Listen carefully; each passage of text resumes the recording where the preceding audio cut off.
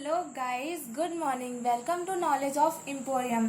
हम आपके लिए लेकर आए हैं वर्किंग विद फंक्शन का पार्ट 2, जिसमें हम आपको पढ़ाने वाले हैं आज 3 टॉपिक्स, जिसके नाम है, पहला है पासिंग पैरामीटर्स, दूसरा रिटर्निंग वैल्यूज फ्रॉम फंक्शन, तीसरा ग्लोबल एंड लोकल वेरिएबल्स। ये 3 टॉपिक्स हैं जिनको हम इस वीडियो में पूरा डिटेल में पढ़ेंगे। तो चलिए देखते हैं पहला topic, passing parameters. Parameters are the variable used in function. Parameters जो होते हैं वो हम लोग फंक्शन में यूज करते हैं, वेरिएबल की थ्रू हम लोग फंक्शन में यूज करते हैं। Whereas arguments are the value we pass to the function parameters. Argument की जो वैल्यू होती है वो हमारे फंक्शन पैरामीटर्स में पास होती है। और इसका सेकेंड पॉइंट देखते हैं, parameter is also known as the value receive in the function header या फिर डिफिनीशन। तो हमारे जो पैरामीटर्स होते हैं वो हमारा उसके में जो भी कोई हम लोग वेरिएबल लेते हैं वो हमारा डिफाइन होता है फंक्शन हेडर में। तो जो भी फंक्शन हेडर में हम कोई वेरिएबल जो लेते हैं उसकी वैल्यू वहीं पर हम लोग रिसीव करते हैं फर्स्ट ऑफ ऑल। तो हमारा ये होता है पासिंग पैरामीटर्स। अब देखते हैं इसका आगे स्लाइड। पासिंग पैरामीटर्स हमारे 3 टाइप्स के होते हैं। पहला है पोजिशनल आर्ग्यूमेंट्स, जिसको हम लोग रिक्वायर्ड आर्ग्यूमेंट्स भी बोलते हैं, और सेकंड है डिफ़ॉल्ट आर्ग्यूमेंट्स, एंड थर्ड है कीवर्ड आर्ग्यूमेंट्स। अब ये तीनों हम लोग टाइप्स इसका एक एक करके पढ़ते हैं। तो सबसे पहले देखते हैं पोजिशनल आर्ग्यूमेंट्स। जैसे कि हमने बताया, पोजिशनल आर्ग्यूमेंट्स को हम लोग रिक्वायर्ड आर्ग्यूमेंट्स भी बोलते हैं। इसका दूसरा नाम है, जो कि ध्यान रखिएगा आप लोग। तो इसका फर्स्ट पॉइंट देखते हैं, positional arguments is a variable that can B match function call statement and correct positional order. Positional arguments हमारे वो वेरिएबल्स होते हैं जो कि हम लोग फंक्शन कॉल और जो हम लोग फंक्शन हेडर में जो हमारा मेन वेरिएबल होता है उन दोनों का हम लोग ऑर्डर देखते हैं कि हमारा सेम है कि नहीं है। अगर सेम नहीं होता है तो हमारा कोड में एरर दिखाता है। तो फर्स्ट पैराग्राफ में फर्स्ट पॉइंट में पूरा यही समझाया है। एंड सेकेंड है, no value can not skipped from the function call। Function call में जो हम लोग वैल्यूज लिखते हैं उसमें हम लोग कोई भी वेरिएबल की कोई भी वैल्यू स्किप नहीं कर सकते हैं।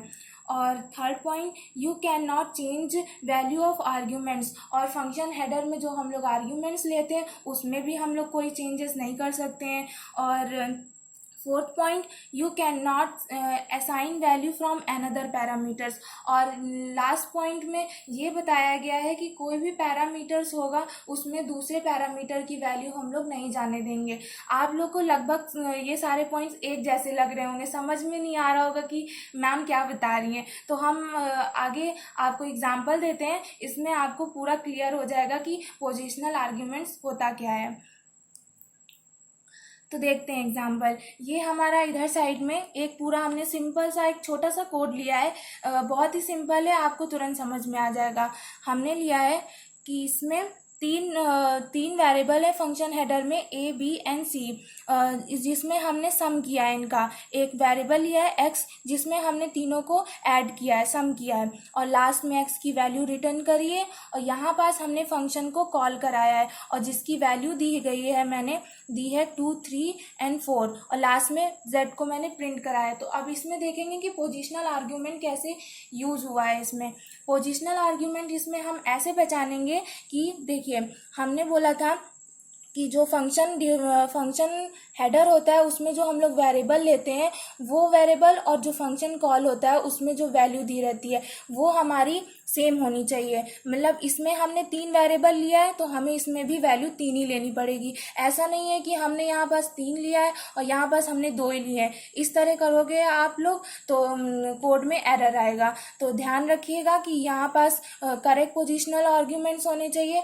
और जो लास्ट पॉइंट था इसका, उसमें ये बताया गया था कि आप लोग किसी भी पैरामीटर्स की वैल्यू चेंजेस नहीं कर सकते हैं। जैसे कि हमने यहाँ पास देखिए कि ए की वैल्यू जो होगी वो 2 होगी होगी, बी की वैल्यू जो होगी वो 3 होगी एंड सी की वैल्यू जो होगी वो 4 होगी। ये वैल्यू करेक्ट है। और जो हमने इधर साइड में लिखा है कि a equals to 4 and b equals to 3 and c equals to 2, ये हमारा रॉन्ग होगा। हम लोग किसी भी पैरामीटर्स की दूसरे पैरामीटर्स में वैल्यू स्टोर नहीं कर सकते हैं, ये हमारा इसीलिए रॉन्ग है। और ये राइट है, जिसके नीचे जो वैल्यू लिखी है वो उसी चीज़ की वैल्यू होगी और कोई भी वैल्यू को हम लोग स्किप नहीं कर सकते हैं।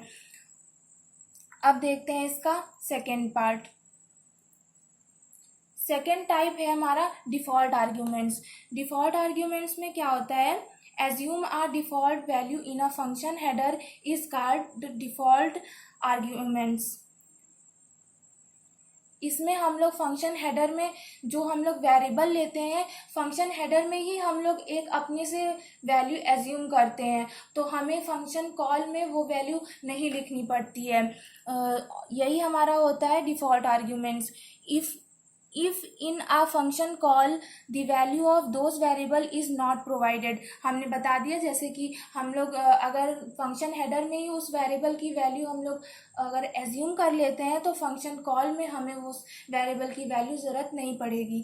तो एग्जांपल देखते हैं। जैसे हमने देखा, हमने सेम कोड लिया है, हर एग्जांपल में मैंने सेम कोड लिया ताकि आप लोग ईजिली समझ पाएँ कि हर टाइप में होता क्या क्या है।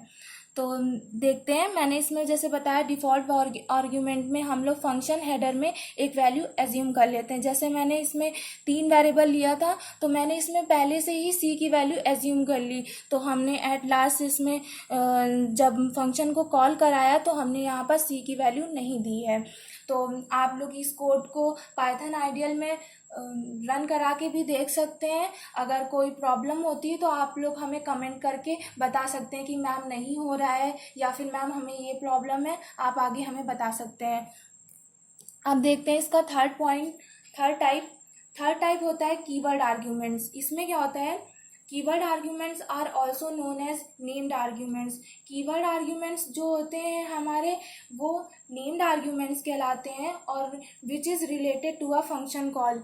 जैसे हमने बताया फंक्शन कॉल जो होता है वो एकदम रिलेटेड होता है कीवर्ड आर्ग्यूमेंट से। कैसे रिलेटेड होता है, देखो, the 3 keyword arguments are A B and C. जो हमारे कीवर्ड आर्ग्यूमेंट्स हैं कोड में वो हमारे ए बी एंड सी हैं। To create the number 2 3 and 4 can be pass to the function as the value assigned to the keyword arguments that is a, b and c। इसमें ये बताया है कि हमने जो आपका कोड लिया है इसमें हमारा कीवर्ड आर्ग्यूमेंट्स वो है, जैसे कि हमने यहाँ पास फंक्शन हेडर में 3 वेरिएबल लिए और फंक्शन कॉल में 3 वैल्यूज़ ली, तो जो वैल्यूज़ हमारी स्टोर कर रही है जिस वेरिएबल में वो हमारे कीवर्ड आर्ग्यूमेंट्स हुए। जिस वेरिएबल में स्टोर हो रही वो हमारे कीवर्ड आर्ग्यूमेंट्स हुए। जैसे कि ए हमारा 2 हमारा ए में स्टोर हो रहा है, 3 हमारा बी में स्टोर हो रहा है, 4 हमारा सी में स्टोर हो रहा है। तो जो हमारे ए बी सी हैं वो हमारे कीवर्ड आर्ग्यूमेंट्स हुए। अब देखते हैं आगे नया टॉपिक यहाँ से, रिटर्निंग वैल्यू फ्रॉम फंक्शंस। ये भी हमारे 2 तरह के होते हैं। पहला होता है वॉइड फंक्शन, दूसरा होता है नॉन वॉइड फंक्शन। तो देखते हैं एक एक करके। पहला है वॉइड फंक्शन। वॉइड फंक्शन में क्या होता है, the function that can not return any computed value is known as void function. Void function में हमें कोई भी कोड दिया होगा उसको हम जब रन कराएंगे तो हमें उसमें कोई भी वैल्यू रिटर्न नहीं मिलेगी, कोई भी कैलकुलेटेड वैल्यू नहीं मिलेगी। Void function does not return a value. Void function जो होता है वो हमें वैल्यू तो रिटर्न नहीं करता है but they return a legal value that is none value. हमें वो एक लीगल वैल्यू रिटर्न करता है जो कि हम लोग नन वैल्यू कहते हैं। तो आप इसमें ध्यान रखिएगा कि हमें ये वैल्यू कैलकुलेटेड वैल्यू तो नहीं रिटर्न करता है बट एक नन है जो कि हमें वो प्रोग्राम को एग्जीक्यूट कराने पर नन वैल्यू देता है। जैसे हमने एग्जांपल लिया है यहाँ पर def good of a then return print में हमने हेलो करा है। जब आप इसे रन कराओगे तो देखोगे आपको कोई भी वैल्यू रिटर्न नहीं मिलेगी। तो इस तरह के जो प्रोग्राम होते हैं उनको हम लोग वॉइड फंक्शन कहते हैं। एंड सेकेंड है हमारा non void function. Non void function में क्या होता है, the function that can return some computed value is known as non void function. हमारा नॉन वॉइड फंक्शन में हमें कोड को रन कराने पर एक वैल्यू मिलती है, एक रिजल्टेंट वैल्यू मिलती है जो कैलकुलेट होकर के हमें मिलती है, वो हमारा नॉन वॉइड फंक्शन के अंदर आता है। तो हमने इसमें दो एग्जांपल लिए हैं। एक आपको हमने बताया था ये सम वाला, जो कि हम पहले कोड आपको दिखा चुके हैं। आप इसे रन करा कर देखिएगा कि आपको ये वैल्यू मिलती है कि नहीं, और जो वैल्यू मिले आंसर में वो हमें कमेंट करके बताइएगा। अब देखते हैं ग्लोबल एंड लोकल वेरिएबल्स क्या होते हैं। इसमें आप बच्चे बहुत ज़्यादा कंफ्यूज होते हैं कि ग्लोबल वेरिएबल और लोकल वेरिएबल क्या है। तो ज़्यादा कॉम्प्लिकेटेड नहीं है, लेकिन बच्चे इसे कॉम्प्लिकेटेड बना देते हैं। बहुत ही ईजीली आप समझ जाएंगे कि ग्लोबल और लोकल वेरिएबल क्या होता है। सबसे ईजी डिफिनीशन हम आपको बता रहे हैं, या आप एग्ज़ाम में भी लिखेंगे तो फुल मार्क्स मिलेंगे आपको। तो देखते हैं ग्लोबल वेरिएबल क्या होता है।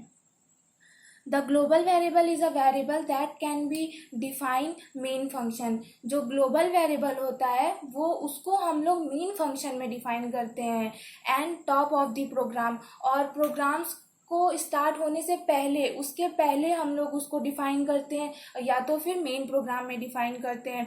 The global variables declare outside the program. जैसे हमने बताया टॉप ऑफ द प्रोग्राम, तो प्रोग्राम के बाहर हुआ ना, तो ग्लोबल वेरिएबल हमेशा हम लोग आउटसाइड द प्रोग्राम के डिफाइन करते हैं। तो आपको हम एग्जाम्पल भी दे देते हैं, जिससे आपको एकदम क्लियर हो जाएगा कि ग्लोबल वेरिएबल हम लोग कहाँ डिफाइन करते हैं और कहाँ पर ग्लोबल वेरिएबल यूज होते हैं कोड में। तो हमने यहाँ पर दो एग्जाम्पल लिए हैं। तो सबसे पहले पहला देखते हैं।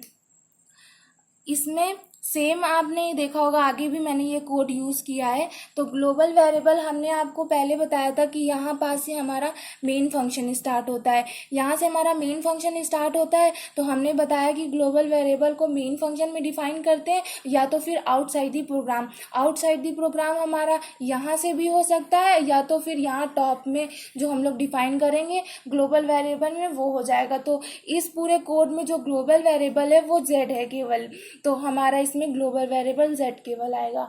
और इस कोड में भी हमने दो वैल्यू ली है, जिसका सम कराया है, एक वैल्यू वेरिएबल लेकर के उसमें स्टोर कराया है, उसका सम किया है। तो इसमें ग्लोबल वेरिएबल कौन कौन से हुए, आपका ए हुआ, बी हुआ एंड डी हुआ। ये तीन वेरिएबल्स जो हुए वो आपके ग्लोबल वेरिएबल हुए। ठीक है, आपको आई होप आपको पूरा क्लियर एग्जाम्पल हो गया होगा, समझ में आ गया होगा। अब देखते हैं लोकल वेरिएबल्स क्या होते हैं।